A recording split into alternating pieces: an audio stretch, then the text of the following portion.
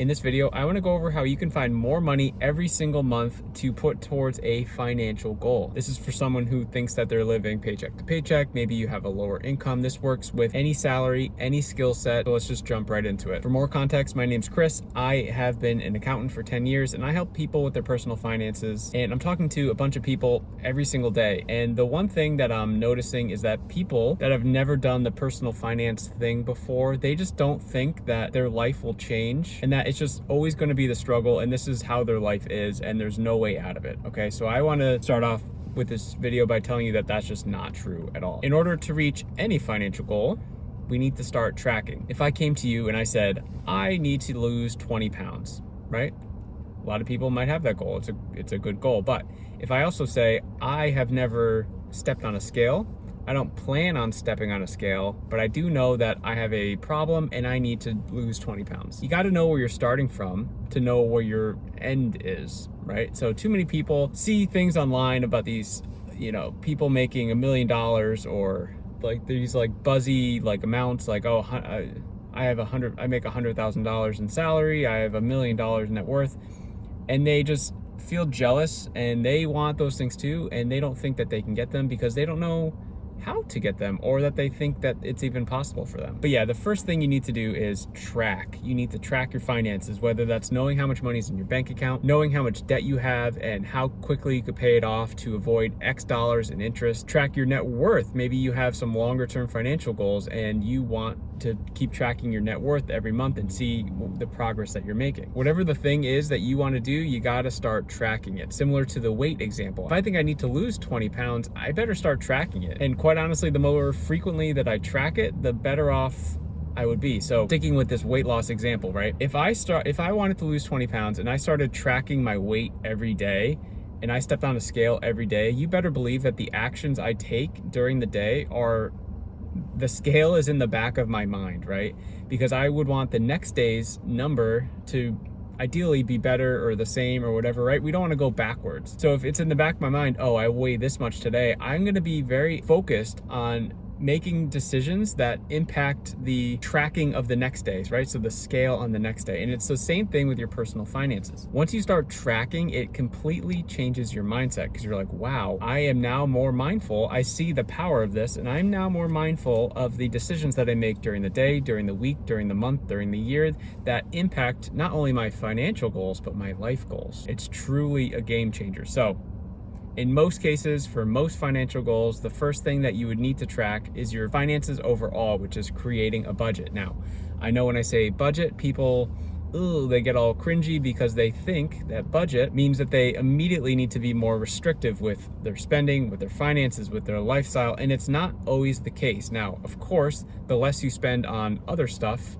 the more you can put towards a financial goal. That is obvious, right? But you don't have to completely upend your lifestyle just by budgeting. Budgeting is just being more intentional with your money, and that's how I want you to think about it. Being more intentional for your money, because once you understand where your money is going, then you can start to see, oh, this is what I want to care about in my life, but this is actually the things that I do care about in my life because that's where my money's going. So if you were to look at two different people's budgets, one of them invested or saved, whatever, 20% of their paychecks that came in, versus someone who spent 20% of their paycheck towards DoorDash, for example. You would probably just make an assumption that the person that's saving or investing the 20% of their paycheck is going to be more successful financially, either now or in the future, than the person that's putting that same 20% towards things that seem valuable in the moment, but in the long term, they aren't that valuable. So now that we know that budgeting just means being more intentional with our finances, I want you to create a list or, in your mind, think of the most important things in your life. It doesn't have to be anything about money. For example, a lot of people care about health and fitness. They want to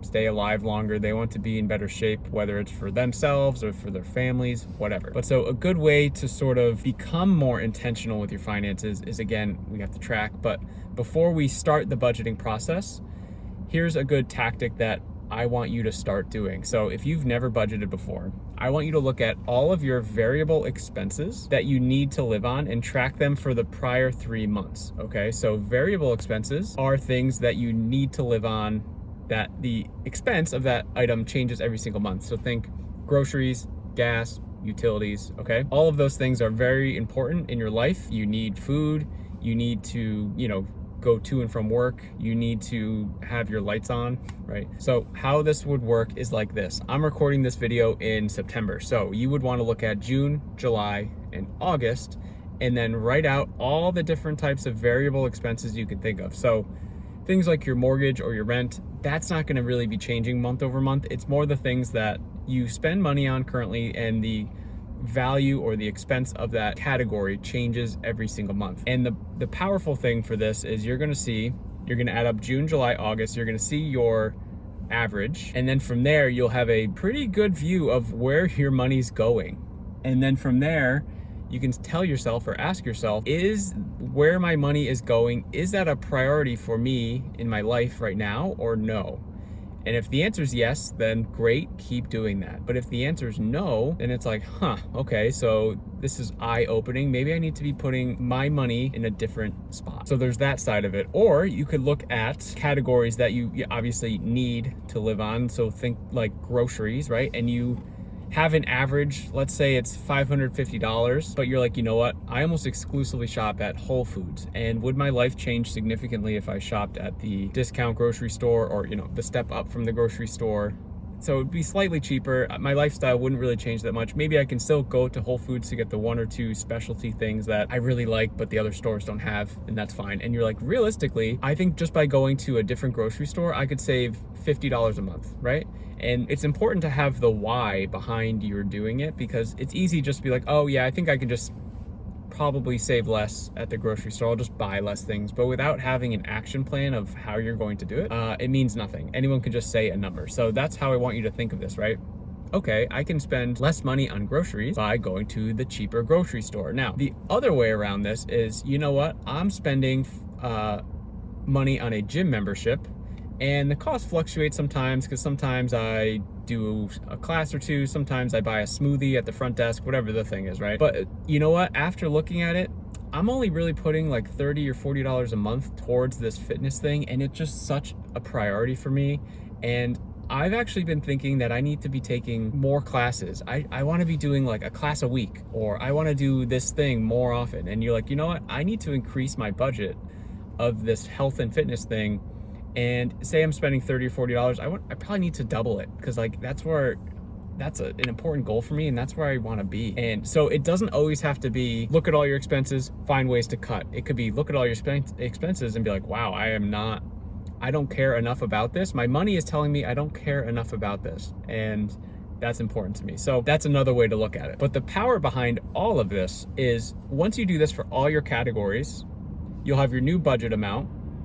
And then you could take the average that you had first minus your new budget amount, and you'll have a difference in another column. So let's say it's like $50 in this category, $100 in this category, $20 in this category, etc. And it all adds up at the end. And you can see at the bottom a summarized version of how much of your monthly savings you could potentially have just by reallocating where your money is going based on your priorities in your life and in your finances. When I help people with their personal finances, this has been eye-opening for them, because a lot of people say, you know what, I feel like I make enough money to have the lifestyle that I live, and at the end of the month, I just don't know where any of the money is going. And they look at this, they're like, oh my God, I cannot believe it. And you look at, people that I've worked with have been able to find themselves $100, $200, $300 a month that they can now shift that focus towards a financial goal. So for a lot of people, it's maybe paying down a debt, or it's building your emergency fund, or it's putting money through your retirement or your kids' future education. Once you realize that your money is not being allocated properly towards how you think it is or how you want it to be, it changes everything. So if you look at that number at the bottom, say it's $100 a month that you're able to find savings in, then that's amazing. And you multiply that by 12 and it's $1,200 a year, right? So think about your own personal finance situation. What could you do with $1,200 a year? So that's just how I want you to think about it, and why tracking is so important. And then once you have all that information, then you move that into your budget, and then that extra savings is essentially just found money. You could put that towards a financial goal. So if you're someone that has debt and you're only making minimum payments, maybe this amount of money could go towards an additional payment when paying down your debt, because I don't think people realize that reducing a massive amount of interest is just from spending like a little more money. So if you have minimum payments of say $300 a month for all the debt that you're paying, try paying off $400 worth of debt and seeing how quickly the interest goes away.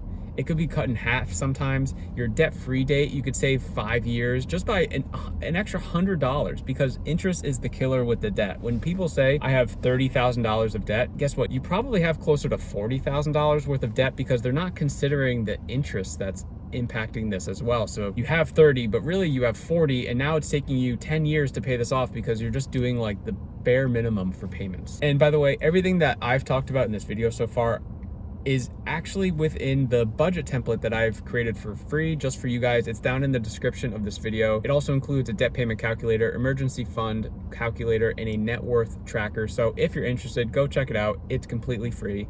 I'm uploading daily videos onto YouTube every single day, so I will see you in the next one.